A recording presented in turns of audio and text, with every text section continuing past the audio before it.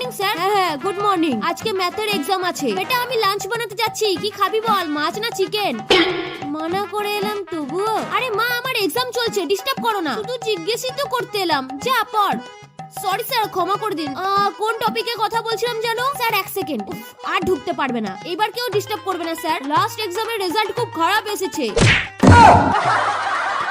বেটা lunch ready হয়ে গেছে, এসে খেয়ে নে। মা টয়লেট পেপার দেবে তো? হ্যাঁ যাচ্ছি। এই নে। এইটা আবার কি? এইটা দিয়েই তো পরিষ্কার করি আমরা। কেমন যেন চেনা চেনা লাগছে। এটা কি মা? কি হলো? একটু আগেই তো এটা দিয়ে আমি মুখ মুছলাম। এইটা দিয়ে আরো সুন্দর হবি রে। মা তোমার কাছে সব পুরনো ড্রেস আছে, তাই আমি নিউ কিনে এনেছি। তুই শিওর তো এগুলো আমার উপর স্যুট করবে? আরে মা এটা খুব সুন্দর, একবার ট্রাই তো করো। ঠিক করে বুঝতে পারছি না, তুই একবার পরে দেখ। কি করছো কি ডার্লিং? তোমার আর আমার সাইজ একই গো। সত্যি করে বলো ডার্লিং, আমি একদম পরি লাগছি বলো। তুমিও না দুষ্টু একটা। বাবা এইটা একটু ট্রাই করো, পার্ট 2 এর জন্য কমেন্ট করো।